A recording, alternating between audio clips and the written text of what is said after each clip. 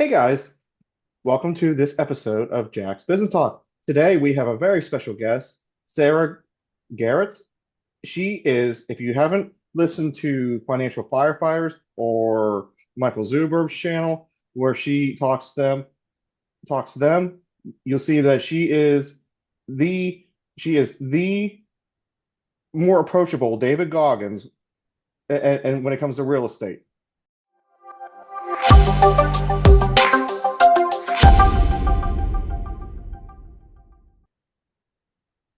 Hi everyone.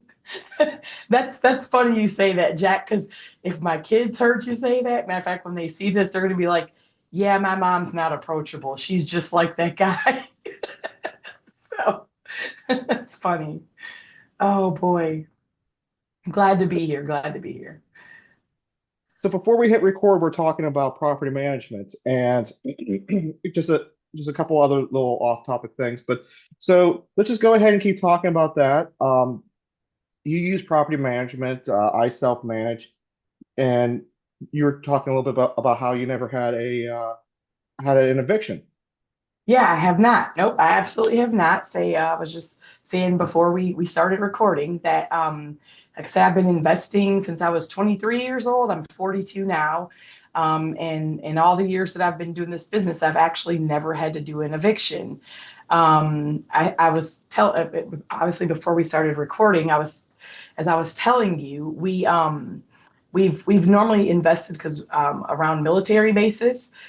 Sometimes in big cities, we've had military bases where we've been stationed. We've also been in remote locations, but usually the pool of tenants from those areas usually have either gainful employment from the federal government, other civilian agencies in the private sector, or they're actually soldiers, sailors, airmen, or Marines.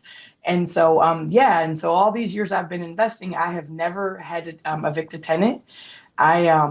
Thankfully, I've actually never had more than probably maybe at the max a 15-day vacancy as well in my properties, and so I'm pretty thankful for that. I do think it's probably just like I said because of the location of the properties that I've had. As I was telling you, I had one lady one time that about maybe 90 days, maybe 4 months before her lease was scheduled to end, she started kind of paying like partial payments and late here and there. Not really, I guess, maybe for a reason, any particular reason, according to my property manager. So I just opted not to renew her lease. My property manager's like, I'm tired of this tenant or whatever. So she opted not to renew the lease, and she's like, as long as you approve, then we just won't renew. So yeah, I've never had to go through court proceedings at all with evicting a tenant. So That's awesome. Yeah, I'm currently standing right now in the current or my only eviction units. There's a, it was just a bad situation. I've gone over a couple times on my channel, so I'll just give you the quick 10-second summary. But just to catch everyone up on the video, we talked about off camera. But basically, he didn't pay. When I filed the eviction, he just took off and left her, and she's like, "I can't afford it." And then she's like, I'm out." So it was just uh, a sad, bad situation for everyone. But yeah, I was down here today just taking some pictures of different things and stuff I need to sell. It's been here for about 3 months. It's way past the 30 days. oh And, wow. and, that, and that's what I'm doing today. Okay, is that unit, is that a single family home or a townhouse or a condo? What kind of This unit one, is it? this one I'm standing in is a, duplex. It's a side by side, Oh, and okay. Okay. it let's see. I don't know how to explain it. It's like a one bedroom or two bedroom. Here, I can give you a quick tour if you like. Okay, It, yeah, it, sure, it sure. it'll take me a quick second to get this set up. I gotta remember where the feature's even at. Doo-doo.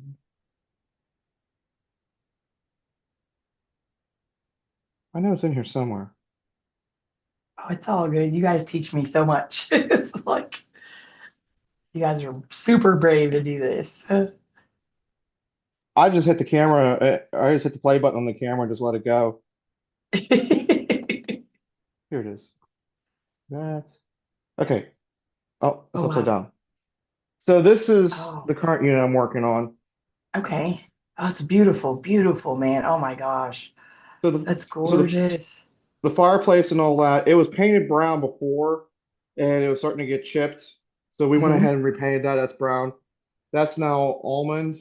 This is the ceiling's white, but this is the couch I'm trying to get rid of. Okay.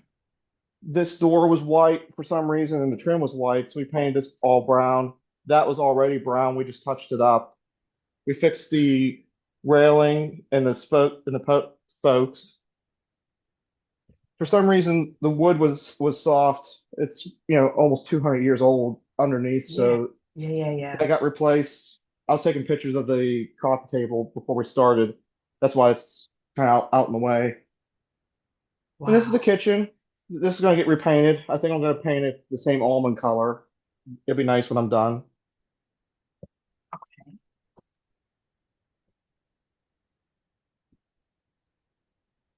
Oh, I And I'll show you love what I that mean by picture. it's a two, maybe a one. I'm not sure. I always advertise it as a two, but this is the master Okay. bedroom here. Okay. We just finished painting all this, the almond and the brown. I'm going to put a baseboard heater in here before running it out. Okay. But this is the other bedroom, so you see, like, there's nothing to divide it. So Right, right, right. I so got you. it's a good starter. It's a good starter family house. And this is the bathroom. Okay, okay. So do you own both sides of the duplex or just the one side? I own both sides. Okay, so you have tenants in both sides, or do you house hack and live in the other side? This one I usually leave for tenants on both sides. Okay. Okay, cool, cool. Yeah, the only thing I have left is the flooring in the kitchen where the hole is, and this section here. I had to repair this here. This post, the other one was busted up, and so because of that, I had to redo this. Oh, so did you just teach yourself how to be a handyman? My family has always owned really horrible houses, like really old, horrible houses. So you've had to learn from experience. Oh, Yeah, I've had to learn from experience. I had to learn through the hard ways. That's why, honestly, like out of everyone in the ORAC community, I've always kind of gravitated towards lumberjack because lumberjack and Frank, yep. because I'm just like they talk the language of stuff that I've done all the time. It's just like, hey, there is a better way to rip out an 1800s floor. Oh, okay. That was something that I had numerous of conversations with a lot of people at the convention that would just like some of them come and talk to me about how like they never finished high school or whatever it might be, and they thought it was kind of cool that I did, and then also still invested in real estate. And so, but a lot of them had gotten into the construction business at a young age, like they've essentially like left high school and then just started doing construction. And they Mhm. kind of were like beating themselves up about like, oh, I'm so behind. I'm 50 and I'm this. And I'm like, dude, you have a skill that I don't have. Like, I wish I could do construction, especially now that we're going to be settling permanently where we are. And we've made this place, a permanent home for us because now I can actually go and I can look at my properties myself. Like I'm able to buy more in a certain market that's not too far from me. Once I'm done with as far as our financial plan of paying everything off here in the next like Mhm. 4 years. And so then I'm like, I just want to go with, go work with a whole bunch of construction guys to learn as much as I can because like I'm a very like physically laborious person. Like I don't really like to sit down too much. That's how I got into construction in the army. And so for me, like I'd prefer to be outside with the hammer or tool belt, whatever, doing work. But I've never been able to for our investments because we always would just turn our primary residence into a rental once the army moved us somewhere else. And so, like I said, now that I've got stability, we'll have stability moving forward until I die. I'm excited to be in the same location, but I just like I wish I had those skills that you guys have because I've had to like budget over the years, and I think I was talking to some guys on school this morning, explaining to them like I've never even budgeted like out of my husband and I's income, because with us being both soldiers, we made a really decent income. Hmm. And so I always budgeted for our properties like that we paid for everything. And then if and when a tenant paid, I would just make double payments on the houses. And so Yeah. I've never not had a tenant pay. So I don't know. I guess, like I said, you guys are better at taking risks than I am. I'm like, no, I'm going to buy just this amount of properties that I know you and I can sustain by ourselves with our income. We're going to buy well below our means, live in it. So it's a primary residence for us. We have, get an owner occupied interest rate, et cetera, et cetera. Live in it for the 30 months that the Army keeps us here. And then even for me, I would double down on payments even when we lived in the house. So by Yeah. the time really we moved out after 30 months, I'd have equity in the house or whatever. But I've had to like essentially cut my hand off, or I'd have probably like way more money if I had been able to do that type of stuff that you guys are able to, that live in the same location where your properties are. So that's pretty cool. Well, I would say start with the smaller stuff, okay? Like, and kitchens and bathrooms are your two most expensive rooms in the house. So I would Mm-hmm. say if you can master one of them, you are already won the battle. So because you can apply what one does with both. So let me give you an example. So like I would personally start with kitchens. I think kitchens are a little bit easier because you can Really? hang because if you can do hang cabinets, okay, and do the countertops, well, that's the hardest part. Flooring is all puzzle pieces now anymore. You just have to figure Mm. out what the eye's going to catch. So here, well, I here I'll flip back over Yeah. All right. Cool. Cool. for a second. Oh, it's fighting me. It's Oh fighting me. wow.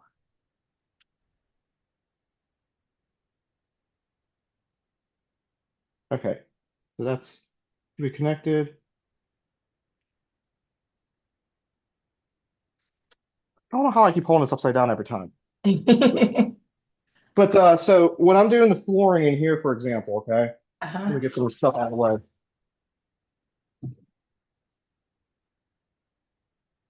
There's my recent patch job. But anyway, Ah. when I go to do this flooring later, okay, so I'm not going to start over here because you're going to end up or I should say, I'm going to start over here because if you start over there by the stove and work your way Uh-huh. out to the end, Uh-huh. you end up with a small piece over here and it's going to catch your eye. So you want to start over here and work your way in and end Oh. To with the where no one garbage. can see. Yeah, so no Ah. one can see it. You end with the garbage shitty piece in the back because then no one's going to catch it, no one's going to see it. And that's even like, see, this whole thing is angled weird, Uh-huh. but you want to make sure, like, even in here, there's two different ways I can go about putting the LVP in. I can get my multi-tool and I can cut this up and Uh-huh. slide it underneath to give it a nice tighter fit. And I can either do quarter round or if I'm real good, I can use the multi-tool to cut it and just kind of press fit it in there. Ah, okay. Okay, But cool. I probably, honestly, because of how difficult this room is, because it's not square by any means, Uh-huh. Yep, yep. it's like feet out. So it's just how they did it back in the 1800s. They didn't care. There's like, oh, that's getting too close to the property line. Well, we'll just come in on the house 2 feet to make it work. They didn't care. So I Funny. probably will pay to get some to do Uh, to have the flooring done on this one, just because I'm good at I'm really good at flooring, but sometimes the headache just uh-huh. isn't worth it. The money I'm going to save. Yep, yep. I gotcha. I gotcha. Ah, that's cool. Yeah, that's pretty neat. Yeah, I've definitely had to for me, I've had to like budget for all that because I've had to hire out everything. Matter of fact, my primary residence now, my neighbor, he's a doctor. He's like always laughing at me because he's like, I think he probably still has student loans or whatever. And so he's always like, Miss Sarah, because we're about the same age, he's like, why do you hire someone for everything at your house? He's like, someone's mowing the lawn, someone's doing the fertilizer. Like I do all this. Like I could do it for you.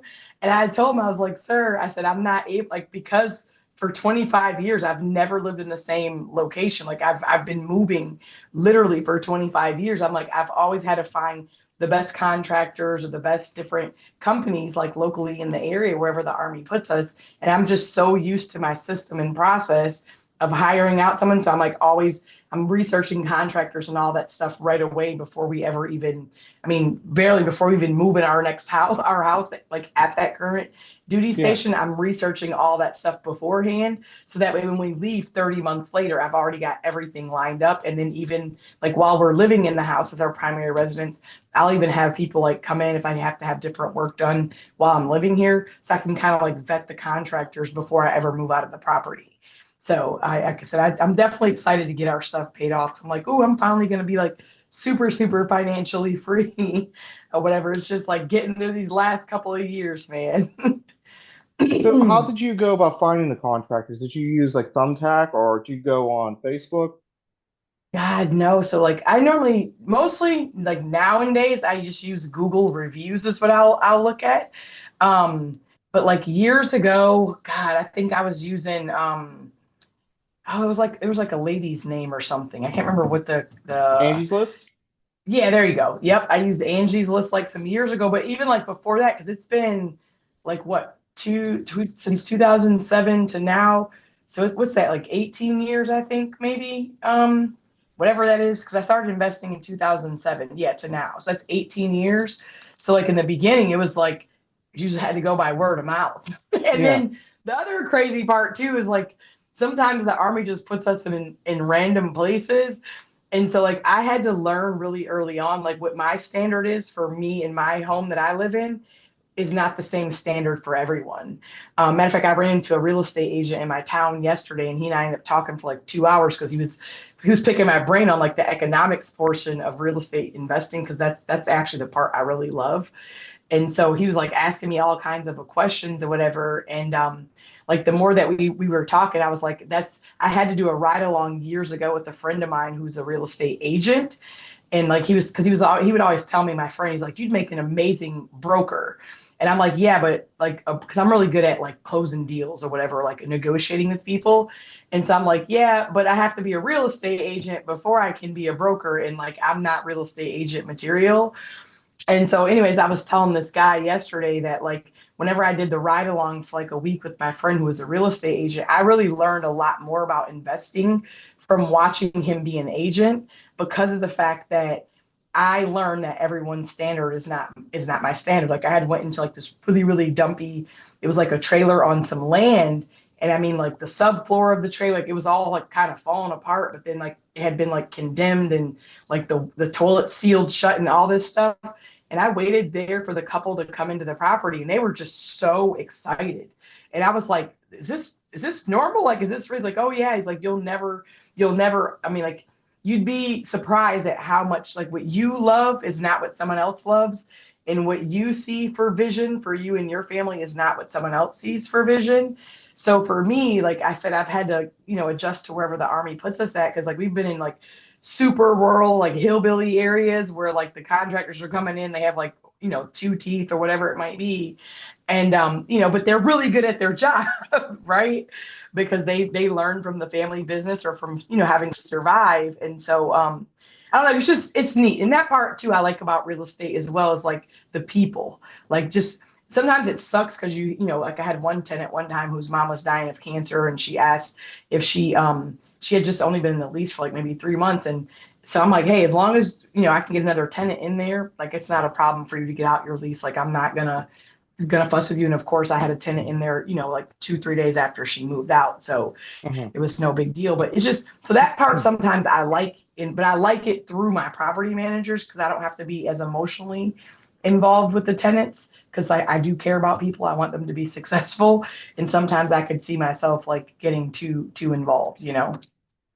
So yeah. Yeah, I find when me and Cynthia do this, she tends to get a little bit too into the story sometimes. Yeah. And it's funny because I don't believe in horoscopes and all that kind of stuff.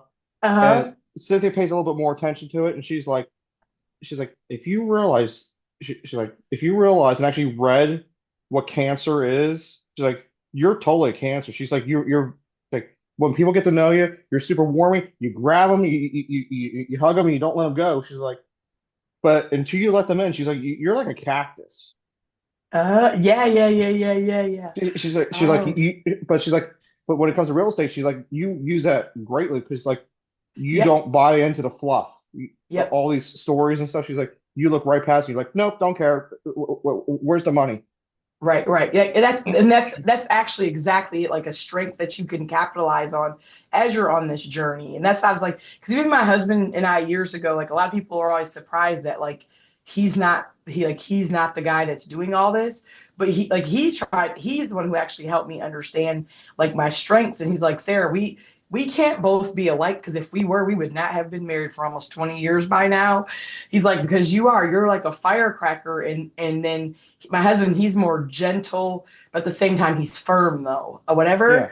And so, like you have to like just capitalize and focus on your strengths. Okay, like forget about all the stuff that I'm not. Don't even try to be like anybody else. Like everyone is different in their own right. We all have our talents, gifts, and abilities, and like just capitalize and feed into what your strength is.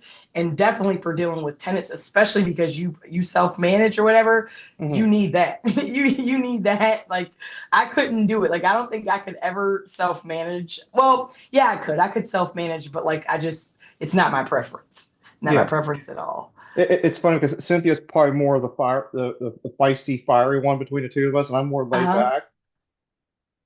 But it's funny because she's like, yeah, I'll have like, these little outsparks and I'll go off, and she's like, I'll intimidate people. She's like, she's like, you're very calm the whole time, but she's like, but when you do go off, it's scary. She's Yeah. like, Yeah, yeah, yeah. she's like, I'm an ex MMA fighter, and you terrify me. Oh gosh, that's crazy. That's crazy, crazy, crazy. Nope. Because, So you gotta just bring it together. Like when you're doing the real estate thing, like again, just pulling from everyone's strengths. Everyone's good at something. And like, okay, I want you because you're strong at that. I want you because you're strong at that. And then just like mesh it together and then just move forward with the vision, right? well, that's why I really I can't figure out how to stand here because this table isn't quite tall enough for me to stand, and You're good, you're good, I look like I'm trying to like attack a camera if I lean on it. you're But good. that's why I really resonated with Matt and Ashley's thing at the ORAD event because like Cynthia's very good at the books, and even just like the other day, I got frustrated. I was having a bad day because I had a phone call from the water authority because they got bought out and the automated Mm. payments didn't transfer over like they're supposed to. Yep, yep, yep, yep. And I'm having a bad day just because of that. She's like, it's two phone calls. It's literally just two phone calls. She's like, I don't know why you're freaking out about this. I was like, yeah, but I don't like talking to these people. I don't want to do this. And Yep, yep, yep. but then like No, on the other side, like she freaks out though when I go and look at properties and stuff that smell like cat piss and holes punched in the wall. And she's like, oh my yeah, God, this is gonna be such a money pit. And I was like, no, it's really not. It's about, $20,000 worth of work. And she's just like, right, how do right, you know right. that? She's like, I grew up in this. Yep, yep, for sure, for I, sure. I was like, I can see what it's going to look like when it's done. And then like, I can see the mess we're walking into, but I could see the end result too. Yeah, so that's something that I've noticed like over the years because I always thought that like I was bad for the way that I thought, but I'm realizing like more and more like there's certain personality types or like well, I didn't say personality, it's like a mindset thing that Hmm. allows a person to like have vision and be a visionary and then really be an entrepreneur, right? And so like I don't know what book I read. It could have been one of Robert Kiyosaki's like 15 books that I've read over the years because all I do is read. But it was talking about how like being an entrepreneur, there's a spirit that's inside of you, right? And so I know like for me personally, like I think even at the conference I talked about like how I've never seen problems as problems at all. Like I see Hmm. all problems as opportunities to like gain something, even if it's like knowledge that you're gaining or whatever. And so I feel like like so it just takes a certain type of mindset to be able to go into a place, like I said, covered with cat piss or with all these problems, to actually see the beauty the beauty in it, really, honestly, Hmm. because it's like, okay, I could do this and this, and again, it's capitalizing on people's strengths, and not really even focused on your weaknesses, but being honest about what your weaknesses are, but then just capitalizing on strengths. And it's like, okay, if I'm not strong at this, I'm going to go find somebody else who's strong at this. And then again, just everyone coming together and working to push the vision forward. And so even like for my husband, like that's not who he is. He's over here like, I'm good just going to work. Like, I mean, my husband, that is what his strength is. He will work 5 jobs if he could. And like whatever my kids need, whatever my wife needs, like I got you guys or whatever. And so he kind of has always looked to me for like, all right, where are we heading? Right. And then it's like, so over the years, like I've helped him like grow in that area. And then he's helped me grow in the area of like being too much of a visionary, and then like, just doing too much really and burning myself out with just doing Hmm. too much. He's taught me how to like to chill a little bit more, like just okay, just to get up for the day and your goal is to do these 5 things. I'm like, no, I need 35. So I think I'm really thankful for the ORAC community, because I'm like, oh my God, like there are other people out here that think like me, right? And I know my counselor slash life coach, that's what she was telling me like 2 years ago, because she referred me to David Goggins, like, hey, can you watch these videos over the week? I'm going to text them to you. And I came back like, why do you want me to watch him? Like, I already think like that. And she's like, that's what you've been struggling with. You needed to know that there are other people out here that push themselves through no matter what pain comes their way. And like, he's your guy. And I'm like, really? And then she had me watch like Jocko Wilkins and some other guys. And I'm like, and that's like, the more I listen to them, I'm like, that's exactly how I think. But I had always thought I was on an island of my own. And then once I got plugged into Mr. Zuber in the ORAC community, especially like since school has come out or whatever, Hmm. I feel so fortunate. And I know my husband does too, because I normally would wake him up at 4, like, let's look at these properties and look at all this and look at the market. And he'd be like, yeah, I don't really care. I'm just trying to go to work. Like, you need some friends, babe. And so I feel like now that I have you guys, like I feel so much more empowered. Like I can't, and I'm not even really trying to do a bunch of more stuff until I pay off my current rentals, and then I'll go, if I feel like, because I really don't even need any more. But if I feel like it, just because I want to challenge myself, and I'll go purchase, some more or whatever. But I just feel like, again, having this community for us to connect in and to like encourage each other. Because like I said, more power to you, sir, because I could not be in there doing all that. At Well, least that's not like right now, anyway. that's like I was telling Zuber. I was the second video I did with him. I think it was. I was talking Uh-huh. about different investment strategies and stuff, and I said that there's no strategy for everyone. That's like if you Right. and there's nothing wrong with picking or combining or anything. That's just like a lot of people like Dion's approach because it's the slow, lazy investor way, and that's all people want is time freedom, and that's Right. Right. awesome.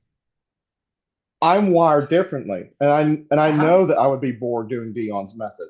So my goal is to do more of like the lumberjack style because I grew up in that. Replacing a Yep. sewer line is nothing to me. Like I've done that stuff before. Yep, yep. I think that exactly what you said is so beautiful about entrepreneurship, right? Because, and I feel like, I don't know if you've ever read this book, or I read this years ago. It's also another one by Robert Kiyosaki called like Why A and B Students Work for C Students. And then like my son is Hmm. highly gifted in, like, I taught him a long time ago that school is a game, basically. I taught him when he Hmm. was really young, because I knew he was gifted when he was like, I mean, God, probably like a year old. I knew he was gifted. And so he said something to me the other day about his math, because he and I can run numbers in our head and just get the conclusion, right? Without having to write anything down. And he was saying how he got all of his answers right in his algebra class, right? Like every single answer was correct. But his teacher marked him down for not showing his work. And so he's like, it would be a better option for them, which this ties into entrepreneurship, is like, why don't they award bonus points instead for me showing my work, and stop marking me down for not showing it, because the whole goal is to get the answer right. This is how the Hmm. formulas work out, whatever. And so as he was telling me this, like, I think it was yesterday when I picked him up from school, like I was thinking about again how entrepreneurs' mindsets sets are. And I think that's what I love about real estate as investing, is exactly what you just said. You can have whatever method works for you to get to that financial freedom is just what works for you, right? Yeah. And there's so many more ways to do this problem besides the one way that the teacher showed you at school, and just to get, and to get your answer right, right? Like there's like 20 different ways to skin this cat of real estate investing. And that's what I love about it, is because we're all creative in our own minds, right? And Hmm. so to me, that's what's beautiful about it, is like anyone can actually do it. You just have to be willing to take that first step and then just manage the risk while you're going through the process of those first 10 years of building yourself that wealth foundation. Well, I'll tell you something I realized, and this is going to be way different than everyone else in the ORAC community. And I don't know if I was talking to your husband when I had this epiphany, but I was talking to someone when we were on that rooftop bar, and they Okay. said they're talking about their spouse. And I was just like, oh, I can turn your spouse into a house. And so the conversation was going something like, I don't think I was talking to your husband. But I think he was around us. Uh-huh. Uh-huh. Anyway, someone was said made the comment, oh yeah, my spouse, with the amount of money they make is way less than what we do with the housing stuff, and therefore it really helps come tax season to have not have the extra money on the thing. And I was like, and it just that comment, it just clicked. I was like, spouse, house. I could have I could have a crappy house and use that as a tax write-off instead of a spouse, because Cynthia she's not I don't want to say a high income earner, but like she can't not support herself. She's just her dad is from the old school Italy, where they didn't have electric, they didn't have plumbing. Like if you're not working, you're not making money. You have to work. You have to earn your bread. Uh-huh. So that's her mindset. So I was like, okay, so crappy house instead of the spouse will get me the same tax write-off as like, and then that led into my next thought somehow. And I don't know how my mind, well, I have ADHD. That's why all these super left wing turns all make sense, but only if you look at it from outer space. Yep, yep, But yep, yep. I was like, wait a second, wait a second. So I've been struggling for over a year trying to figure out how to get equity out of these properties, like these two properties, like this one being one of them, the one I'm standing in, and the other one I have in this small town.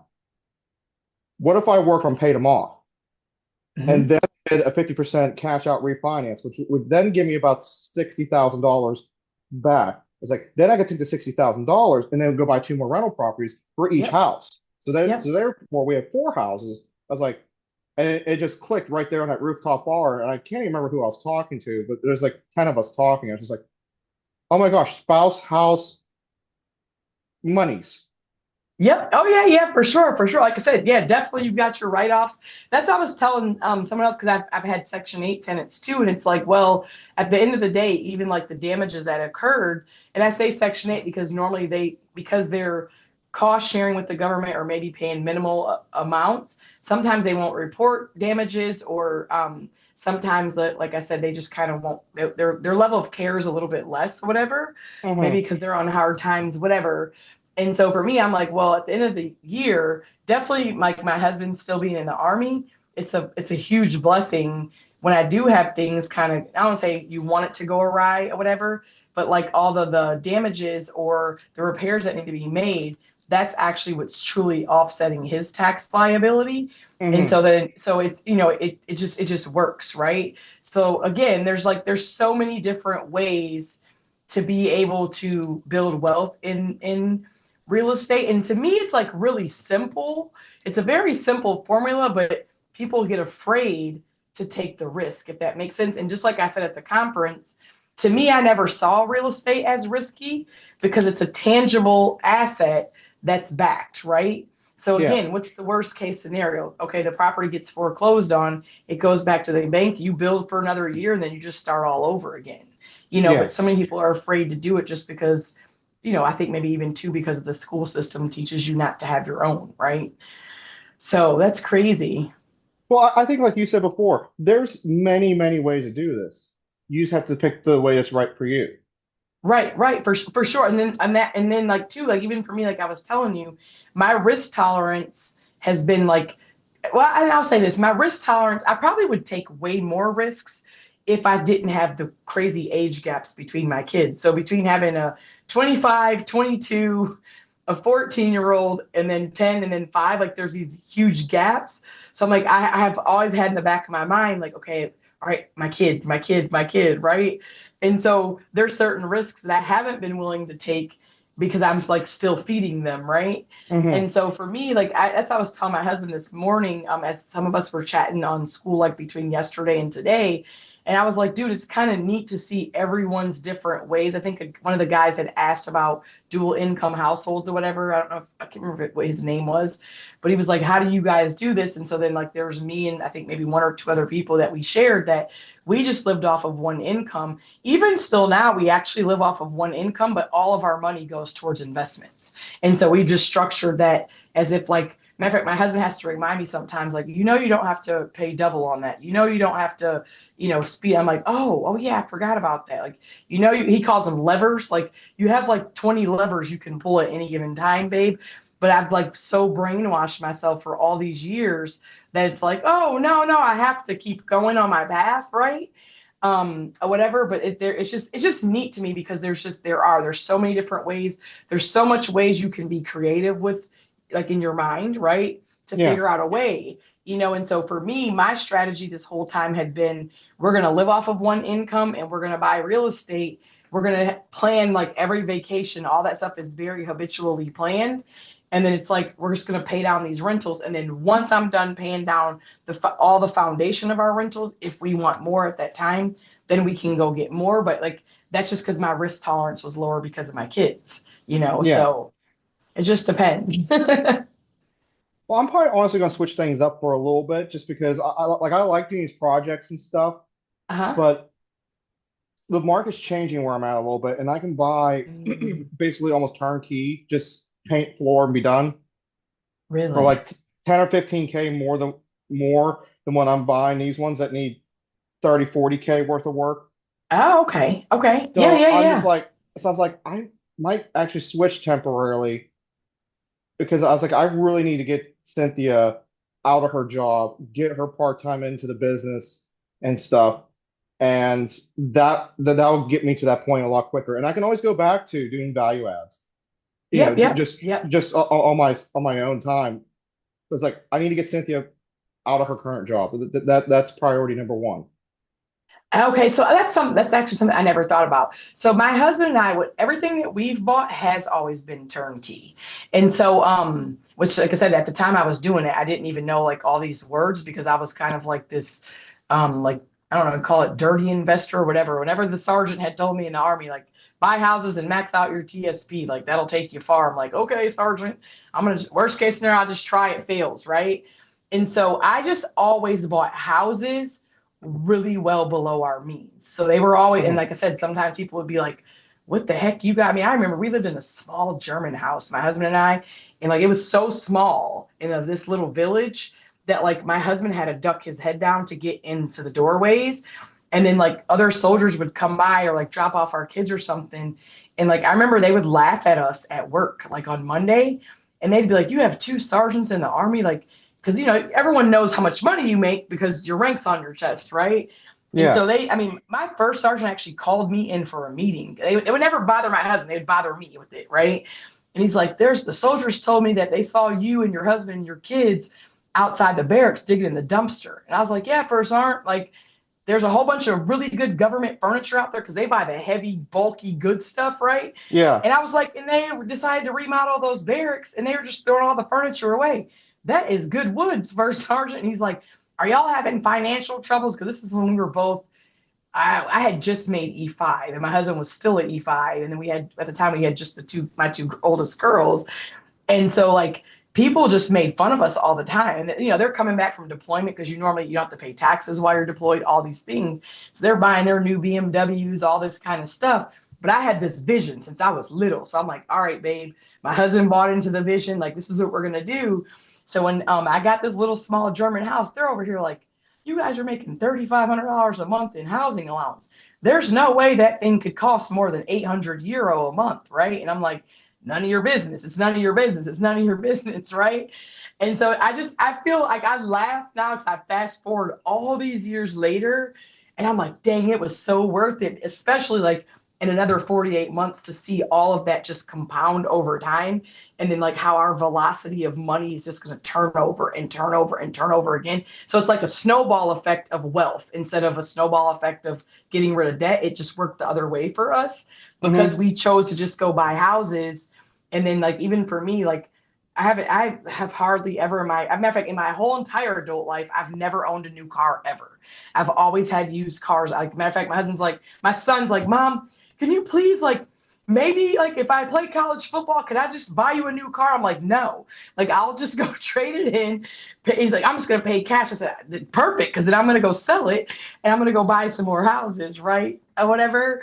And so, for me, like, that's just kind of what worked for us. My husband, like I was telling you guys at the conference, he was not getting on board with like the rice and beans and stuff. I'm like, we could have had these houses paid off 5 years ago if you just got on board with the rice and beans. But he's like, nope.